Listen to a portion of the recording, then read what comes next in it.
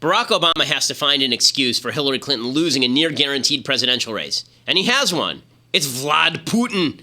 White House spokesman Josh Earnest explained, quote, "You didn't need a security clearance to figure out who benefited from malicious Russian cyber activity. The president-elect didn't call it into question. He called on Russia to hack his opponent. He called on Russia to hack Secretary Clinton. So he certainly had a pretty good sense of whose side the cyber activity was coming down on. The last several weeks of the election were focused on a discussion of emails that had been hacked and leaked by the Russians. These were emails from the DNC and John Podesta, not from the RNC and Stephen Bannon.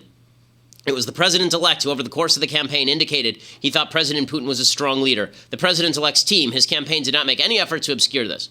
Unquote. Now, as I explained yesterday, Hillary didn't lose because of Vladimir Putin. She lost because she was an awful, terrible, horrible candidate that no one likes and wishes would go away, and because Barack Obama has devastated his party at every single level of government. But Obama has to find an excuse, aside from his own arrogance and Hillary's own incompetence, for the destruction of his legacy. And Putin is as good an excuse as any. But that's not the only excuse Obama has trotted out. He's trotted out fake news, pretending that a bunch of rubes reading false headlines on Facebook elevated Trump to the presidency. If only they'd paid attention to the real fake news distributed by the White House and members of the mainstream media, all would have been well. And of course, Obama thinks the legacy of racism is responsible for the backlash against his presidency. He was appearing with the execrable Trevor Noah, and he explained, quote, "We have by no means overcome the legacies of slavery and Jim Crow and colonialism and racism."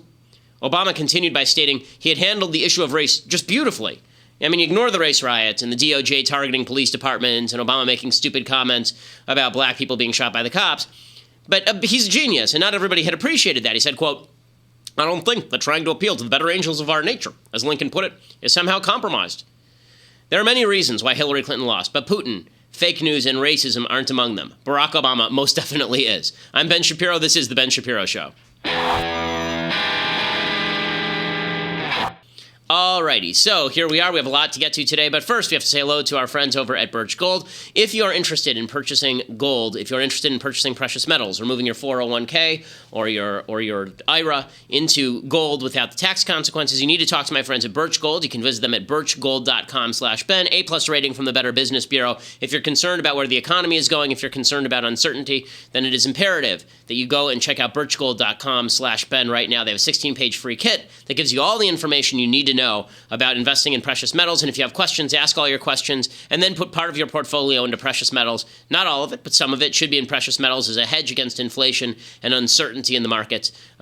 Birch Gold, those are the people that you want to talk to when you're ready to invest. birchgold.com/Ben. Okay, so tons to get to today here on the Ben Shapiro Show. First of all, it is imperative to note that Donald Trump made a major announcement today, a really major announcement today from Trump Tower. And he met with someone. This is an amazing story. This is clip. I think this is clip 3 here. He met with somebody who may be a member of his cabinet, may not be a member of his cabinet, but really an important meeting. Here's footage from Trump Tower this morning. Mr. Trump, Kanye, what did you guys discuss in your meeting today? Just friends, and he's a good man. Did you Doing discuss well. possible Long cabinet time. positions? We've been friends for a long time. What did you guys discuss? Life. We discussed You it. talked money in 2020. Do you think that's something you still want to do in light of this meeting? Kanye, are you considering performing? It's Kanye West, by the way, for people who are watching, who are listening to this later. Kanye, no comment about your meeting with the president-elect. This is the president-elect of the United States. Nothing to say? I just wanted to take a picture right now. Do you wish you were voting for him, Kanye? And then, I don't know what this was supposed to be, but it was weird. So Kanye West shows up. He wasn't the only one to show up, by the way. Apparently, Ray Lewis showed up also wearing his white suit. Ray Lewis, the linebacker for the Baltimore Ravens. He was wearing his white suit, which had Secret Service deeply concerned. Because last time Ray Lewis wore a white suit, somebody got stabbed to death. But he burned that white suit, so this is a different white suit. He was at Trump Tower also. I'm not sure what the purpose of all this is. I will say that I'm not saying that Kanye is a gold digger. All I'm saying is that he's not meeting with any broke. Okay, so that's just the point here. So it's as somebody who mocked President Obama incessantly for meeting with celebrities, I have to mock Donald Trump for doing exactly the same thing. We have now entered the realm of the surreal. Kanye West at Trump Tower with Donald Trump. Of course, that's not the major news of the day. Kanye and Trump have a warm relationship. They have for a while. If you recall, Donald Trump, and this is going to be a running theme, Donald Trump tends to treat people who praise him and bow before him as friends and wonderful Sweet political lovers. Kanye West had praised Trump before. Here's video of Kanye West praising Trump. Just to put the audacity to put Anna Wintour right next to Donald Trump. I mean, like, I put Ray J in it, bro. Like,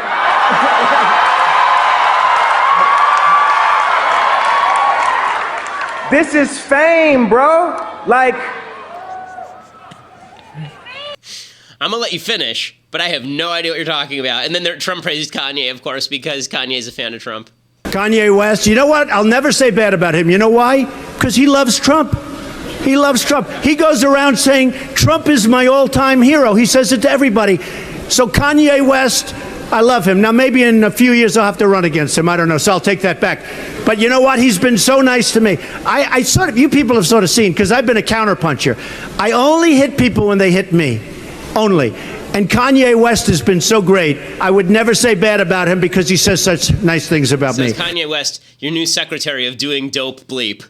He's going to be doing some real dope bleep over at the White House. It is amazing. Speaking of people who he'll never say bad about because they say nice about him, Vladimir Putin, apparently, he's got nothing bad to say about that. So Donald Trump has rolled out his new Secretary of State nominee, the person he's picked. It's Exxon CEO Rex Tillerson. He was so excited about making America great again that he actually, in his announcement, he actually played the national anthem. It was really exciting.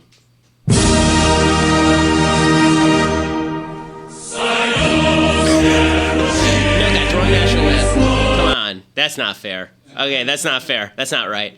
By the way, it is. I will say this about the Russian national anthem. It's pretty spectacular. This was the original USSR national anthem. Actually, originally it was the Internationale. Then it became this one, which is a great national anthem. And then they moved away from it. They used one that was written by a guy named Glinka, a very famous classical composer. And then Putin, because he's actually a Soviet KGB guy, reimposed the USSR national anthem. But in any case, here's what we know about Mr. Tillerson, who's the new Secretary of State pick. Well, we know that he does like Vladimir Putin. He and Putin are on very friendly terms. Here are just a few pictures from their honeymoon. Here's them together, just enjoying each other's company.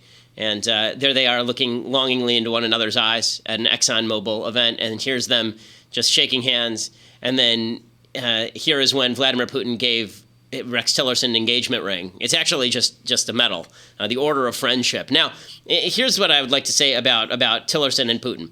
The issue here is not Tillerson, okay? Tillerson was the head of ExxonMobil. ExxonMobil had business relationships in Russia. That's not super shocking. ExxonMobil has business relationships with a lot of terrible people. In 2011, they signed this very lucrative contract with Vladimir Putin, and then that contract was killed by the sanctions imposed by the Obama administration. So Tillerson has been very much against the Russian sanctions because it destroyed this contract that Exxon had with Vladimir Putin. Important to mention here, Vladimir Putin is legitimately one of the worst people on planet Earth. Okay, he's not somebody that you want to play with. There are 3 separate presidents who have now tried to play footsie with Vladimir Putin, and 3 separate times Vladimir Putin has humiliated them by doing exactly what he wants to do, running roughshod into other countries, murdering people. In Syria right now, people backed by Vladimir Putin are murdering women and children. There are women who are committing suicide rather than be raped by Assad's forces in Aleppo. It is Putin who's standing behind Assad's forces. Putin's a very bad guy. And all these people who think that you're going to be able to use Vladimir Putin to your advantage. No, Vladimir Putin is not used by you, and he's not used by Trump. Vladimir Putin is a user. He is not the usee. Okay, it's not going to be Trump using Vladimir Putin to do his bidding. It's going to be Vladimir Putin doing what he wants to do, and Trump standing to the side, letting him do it. So I'm not going to blame, Rex Tillerson for being the head of Exxon. I'm sure that a lot of heads of Exxon would have done exactly what Rex Tillerson did. I don't think he's a uniquely bad human being. I don't think he's a uniquely bad politician or anything. I do think that Donald Trump's decision to massage Vladimir Putin's ass for literally the entirety of this election cycle and now continuing forward, that should be troublesome to a lot of Republicans. Look, it should be troublesome that the Russians are so excited about this. There's a Russian MP who tweeted this out earlier today. His name is Alexei Pushkov, and he is a fellow who has said in the past that the Navy Yard shooting, if you remember in Washington, D.C. a few years back, the Navy Yard shooting, he said that was American exceptionalism, very anti-American guy. He celebrated the appointment of Tillerson because he's considered a Russian ally. And so, this is not good news for people who are hoping that Trump was going to moderate or not be Trump. Trump was only consistent about a couple of things during this campaign. One is he doesn't really like trade, and one is he really does like Vladimir Putin. You remember we played a montage yesterday of him talking about Putin all the way up to and including denying that Putin had ever killed journalists, which is not true, him denying that Putin was a human rights violator. America's violated human rights too. He's been very, very much in Putin's corner. Obviously, his former campaign manager, Paul Manafort, was so much in Putin's corner that he was being investigated by the FBI. So this has not changed. It's disquieting. This isn't about Tillerson. It's about Trump.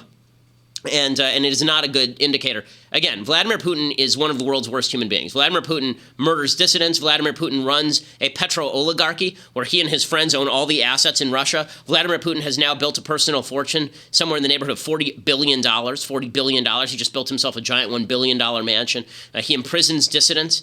He has shut down freedom of the press. Vladimir Putin is an absolute kleptocrat dictator, and he's an evil fellow who's engaged in some of the worst human rights atrocities that we've seen in the past 10, 15 years. He also has obviously invaded surrounding countries, Crimea. He invaded Georgia when George W. Bush was president. Now, a lot of people are pointing out that Condi Rice and Bob Gates and some kind of heavyweights have endorsed Tillerson. Two things to note about that. Bob Gates and Condi Rice run a consulting firm for which Tillerson is a client. Dick Cheney has praised Tillerson. He is not somebody who presumably has business interests directly with Tillerson. James Baker, who actually works with Putin very closely, has praised Tillerson. Again, I'm not saying Tillerson's a bad guy. I'm not even saying that Tillerson is, anti-American or has Putin's best interests at heart or any of that. What I am saying is the only thing that Trump knows about him, and the only thing anybody knows about him on foreign policy, is that he's super tight with Putin, and that was the reason why Trump picked him in the first place. And that is disturbing. That should be disturbing to anybody who cares about this sort of stuff. Again, Vladimir Putin's a very, very bad guy, and it is disturbing to me how many Republicans are willing to embrace this just because it's Trump doing it. You can call hypocrisy on Democrats, and I'm happy to do that. We'll talk about that in a second. Democrats are hypocrites about Russia, but so are Republicans. I mean, you really don't get to claim that you are anti-Putin if you're then going to sit around claiming that Donald Trump is doing wonders by siding with Putin. We'll get to that in just a second. By the way, Tillerson also has a pretty checkered record with regard to things like global warming, which does make a difference. It was John Kerry negotiating global warming treaties while he was Secretary of State under Barack Obama. Tillerson embraces the notion that man is creating global warming. He's actually even embraced a carbon tax. Here's what he had to say about it recently. Clearly, there's going to be an impact. So I'm not disputing that increasing CO2 emissions in the atmosphere is going to have an impact. It'll have a warming impact. The how large it is what is very hard for anyone to predict. And depending on how large it is, then projects how dire the consequences are. He's come out in favor of a carbon tax as well, a cap and trade, which is the Al Gore program. So all these people who are very excited about Scott Pruitt understand that the Secretary of State does not agree with Scott Pruitt on global warming. Or it's possible to read it as he was saying what he had to say because he was head of ExxonMobil, but we don't know the answer to that right now. So we'll leave that one on the table. Okay, so normally, if a major head of an oil company whose main foreign policy experience was being best friends with Vladimir Putin was nominated, you would think Republicans might oppose this. Well, you'd be wrong. Here's Paul Ryan's response. Paul Ryan said, "Congratulations to Rex Tillerson, a proven leader and person of enormous accomplishment." Mitch McConnell also praised Rex Tillerson. He said, "I look forward to supporting his nomination." So forget about, actually having the hearings and determining what his views are. He looks forward to supporting his nomination. And it is fascinating to watch as people do this. Now, I think the motivation here is that there are a lot of people in Congress, Republicans in Congress, who think that if they are really, really nice to Donald Trump, if they give him everything that he wants, he'll be nice to them. So I don't know what Paul Ryan is. I think Paul Ryan is actually delusional at this point about Trump. I think he thinks if I'm really nice to Donald Trump, if I give him all the things he wants, then Donald Trump will do entitlement reform. Has Paul Ryan learned nothing? Not going to happen. Donald Trump is going to do what Donald Trump wants to do. Newt Gingrich, who's just become the pseudo-intellectual shill for Trumpism, he did a lecture at Heritage Foundation today that was called The Principles of Trumpism, which is a new one. I wasn't aware there were any principles of Trumpism other than what Donald Trump feels like this morning. The first principle of Trumpism, according to Newt Gingrich, is praise Trump to the skies and then up your speaker's fee based on that. But he gave a speech about principles of Trumpism, and he called Trump a grizzly bear who basically, if you get his attention, is going to claw off your face. He compared him to the grizzly bear from The Revenant. I guess that we've yet to see whether there was some sort of rape that went on with Leonardo DiCaprio, a bear rape that went on with Leonardo DiCaprio when DiCaprio visited Trump Tower. But the idea that you're going to control Trump is just, this is such an illusion, and it's something that I think McConnell and Ryan are both engaging in. This idea that if you're nice to him, he's going to give you what you want. Not unless he already has a predilection toward you. And this is the caveat. He said earlier about Kanye West, Kanye's been nice to me. so I'll be nice to him. Right, because he doesn't lose anything. Putin is nice to him, so he's nice to Putin. Right, because Donald Trump is the kind of guy who is attracted to power and thinks power is attractive, and so he likes the fact that Putin is strong like bull. So of course he's going to be okay with Vladimir Putin. But that doesn't mean he's going to start green-lighting entitlement reform, which he's opposed the entire way through. He thinks entitlement reform is a political disaster. He's not going to back Paul Ryan's play on that. Republicans keep going along to get along. That's going to have consequences because all you're doing is convincing people that Trump is right where he's wrong, and then he's just going to screw you anyway. Right, as Mitt Romney found out, Mitt Romney put out a statement, and he's not Secretary of State, obviously, and Mitt Romney put out this little statement about not being Secretary of State. Here's what it said. This is 11. It says, quote, "It was an honor to have been considered for Secretary of State of our great country. My discussions with President-elect Trump have been both enjoyable and enlightening. I have very high hopes that the new administration will lead the nation to greater strength, prosperity, and peace. I also hope that this administration will do all of those things. Also, this was shortly after King Joffrey Baratheon Trump I beheaded Ned Stark. Listen, I said it at the time, right? We actually played a clip from Game of Thrones of this happening. Romney's head now decorates the gates at King's Landing. So, too bad for him. Meanwhile, Reince Priebus is making overtures toward Trumpism on this, and his defenses of Trump and Russia are not particularly good. Here's what he had to say. Well, what he said was that the sanctions were ineffective, but the reason they were ineffective was that they weren't being enforced. And so his point was, unless you're going to enforce these sanctions, they're not effective. And people are looking at the first part of that statement and not the second. Look, I know where Rex Tillerson is on this. He believes that sanctions and the threat of sanctions are an important part of international strategy and diplomacy, and so he's not against sanctions. I just want to assure you of that. But what he is against is setting up sanctions that aren't enforced. Okay, so that's not true. Tillerson has said he was against the Russian sanctions. It wasn't about the enforceability. We'll see if they remove sanctions from Russia. That would be pretty amazing if they remove sanctions from Russia. Meanwhile, Priebus continued by saying, It's not bad to have good relationships with Vladimir Putin. This language is exactly the language that Barack Obama used about Cuba. It's the same language that Barack Obama has used about Putin in the past. How's it bad to have good relationships with your enemies? You only make peace with your enemies. Here is Reince Priebus, the shill for the Trump administration. But the truth is that having relationships with people is not a bad thing. I don't know how we got to the place where having an actual functional relationship with someone who might not be a person that we'd first think of to have that relationship is suddenly a bad thing. I mean, we have a lot of problems in this world, and we're not going to solve those problems by making believe that people don't exist. And so, America first. That's what President-elect Trump lives by every day. That's what's in his head every day. Americans first, America first. We're going to be tough across the world. And President-elect Trump and Rex Tillerson and Vice President-elect Pence are going to take every day with that mindset in place. Okay, so I love that he doesn't have any real defense for this, so instead he just starts shouting America first. MAGA, MAGA, MAGA, America first, not paying attention, not listening, blah, blah, blah, blah, MAGA. Okay, yes, I understand MAGA. Okay, this doesn't have anything to do with America first. The question is, how close are you supposed to be to one of the worst dictators on planet Earth? Marco Rubio gets this right. Here's Rubio's statement about Tillerson. He says, quote, "While Rex Tillerson is a respected businessman, I have serious concerns about his nomination. The next Secretary of State must be someone who views the world with moral clarity, is free of potential conflicts of interest, has a clear sense of America's interests, and will be a forceful advocate for America's foreign policy goals to the president within the administration and on the world stage. I look forward to learning more about his records and his views. I will do my part to ensure he receives a full and fair hearing, et cetera, et cetera." That's basically the tactic that a lot of these people should be taking, but that is not the tactic that a lot of people are taking. Instead, everybody is just ignoring serious questions that ought to be asked about Russia and Vladimir Putin and what he's doing in favor of sort of partisan breakdowns. And we'll get to more of that in just a bit. Plus, Democrats overreacting because they can't help themselves. It is amazing. Every landmine they have to jump on with both feet. Every rake must be stepped on. All of them, every rake in creation. We'll get to all of that, but you have to subscribe at Daily Wire to see it. You can listen, of course, later on iTunes or SoundCloud, but dailywire.com to subscribe, $8 a month. Annual subscription gets you a free copy of my book, True Allegiance, signed by me, and we have lots of goodies coming at the Daily Wire store, which is going to be opening up pretty soon. Discounts are available for subscribers, of course. Plus, we're going to deconstruct the culture a little bit later, which is going to be a lot of fun. But check it out at dailywire.com. We are the largest conservative podcast on the internet.